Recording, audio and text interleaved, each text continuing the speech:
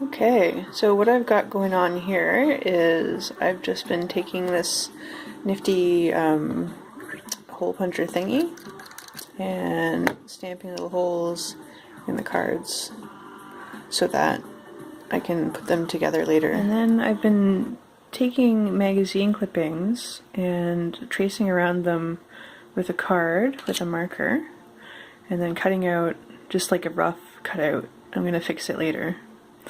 And so I've got like a big selection of magazine clippings to paste onto the cards. And then I printed off as many quotes as I could find from the internet and from like my own mind, just making them up. I left some blank so that I can write the person's name on it for the first card, or like a personal message from me, or something that I think is an inside joke that I want them to see is in my handwriting. I used a double border on the boxes so that when I cut it out, there's still going to be a line around, and each one will have a line, so it's got a nice border around it on the card. I tried to get quotes that weren't too long so that they'll fit on the card.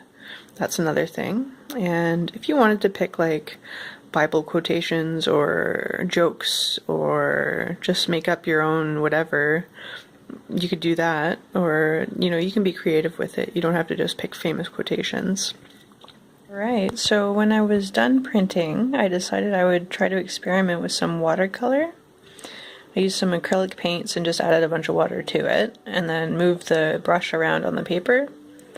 It kind of swirly kind of smudges. And I don't have any watercolor technique. I don't know what I'm doing. So I just kind of put the blobs of color there.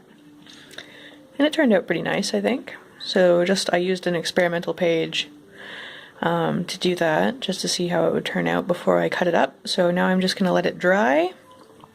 And then I'll cut them up and put them in an envelope. So I decided I was going to try pinking shears for the outline of these, because pinking shears are kind of neat. And you can get different ones with like curly kind of edges rather than the straight kind of jaw kind of teeth ones. But these are the kind that I have, so that's what I used, and it turned out pretty nice. You can still see the border, but if I used the big page that I printed out before, I think maybe it'll lose some of that border, but that's okay. I'm just gonna experiment and see what happens, and that's what art is all about. What I did was sort the quotes into envelopes with all the different quotes that I made for each person that I want to give a deck to, and like specifically ones that I thought would be nice for them. And then I hot glued them onto the cards on a carabiner because I thought that, you know, if they're all together then they won't get lost. So that's kind of where that came from. And I'm gonna hot glue some more stuff onto the other side of the cards. And I put the trimmed magazine clippings on the cards with the corner cut off, and I used a paintbrush to put a mixture of glue and water on them, and then that kind of sealed it and like stuck them together pretty well, and it's kind of like a finish for the cards. While I'm letting this batch dry, I just wanted to say that I painted the glue and water mixture. It's just white glue with water, and you leave it pretty thick, and you paint it underneath the image, like on the card itself, and then over top as well. And I left the corners cut like that instead of punching a hole through the rectangle, because I thought it would be neat to show some of the playing card through so that it's obvious that they're playing cards. But you wouldn't have to do that if you wouldn't want to.